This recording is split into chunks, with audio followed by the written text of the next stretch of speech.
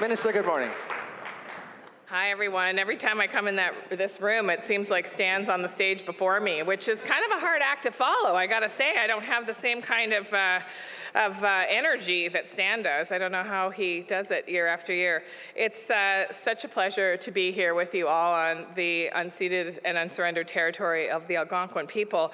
And every time I say that, I actually remind non-Indigenous partners that what that technically means is stolen land, which makes everybody in the room uncomfortable. But it also sort of gives me joy that people are a little bit uncomfortable when they consider just how much they've benefited from land that Indigenous people have occupied for a very long, long time. And so I just want to, first of all, start by thanking you all for the incredible work that you're doing in all of your own individual roles. I know that there are many institutions here. There are small businesses and medium-sized business representatives. Of course, we have the incredible Shannon, who has invited me here and who has been an ally and a friend and an encourager.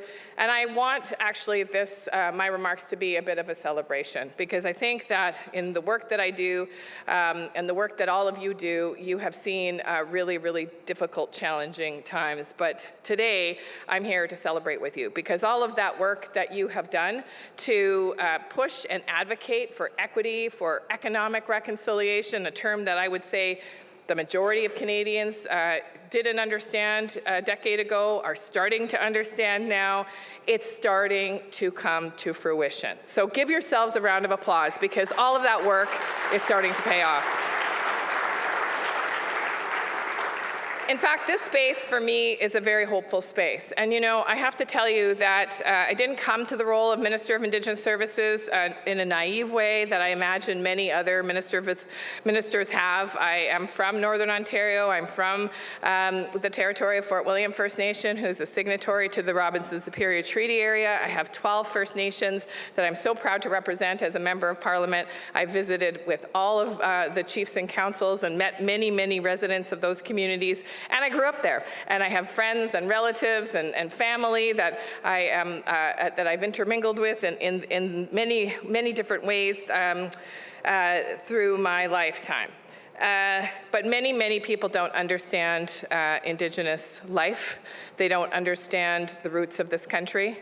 They don't understand that economic disinclusion was part of the oppressive way of a colonial government.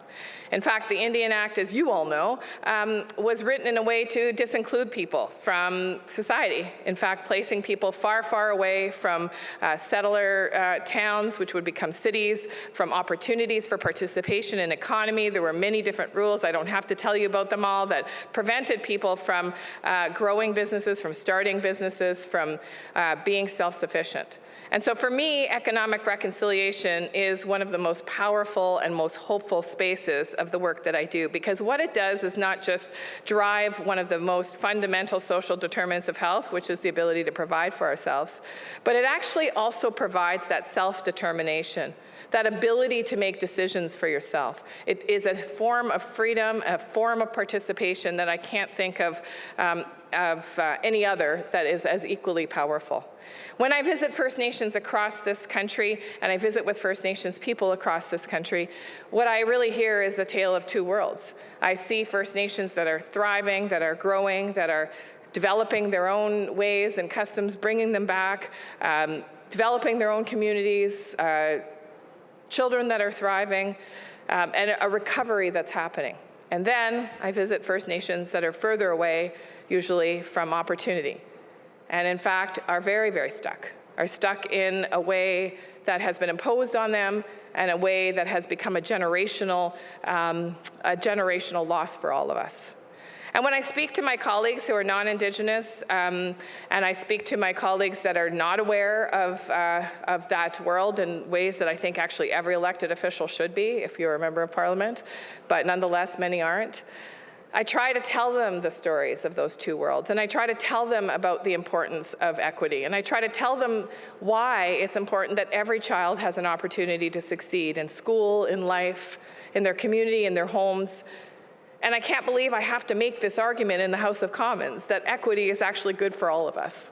That it's not just about the right thing to do, the moral thing to do, it's actually about the smart thing to do for our country. Because when every person has a chance to succeed, that is the only time that Canada is going to be able to really meet the challenges that are ahead of us. And we have challenges ahead of us, folks, and you all know that.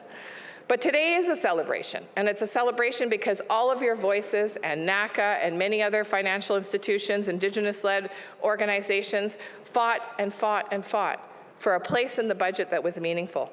And guess what? In Budget 2024, I believe that our government delivered. In fact, we delivered in a big way.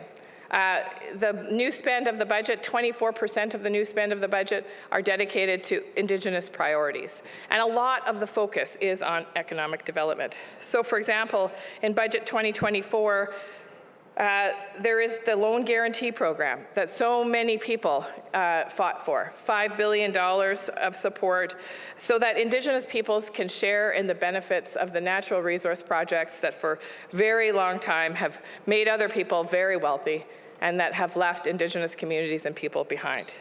And of course, you may have heard the finance minister who was asked a question at the major projects summit the other day, what happens if we hit that $5 billion ceiling? And she said, there'll be more. And to me, that's a sign of a finance minister and a prime minister that understands that very premise, that in order to move forward as a country, in order to really meaningfully take steps towards reconciliation, it's not just about Government of Canada spending, it's about empowerment of First Nations to create wealth for their communities, to create wealth for their people, to have full inclusion in the economy.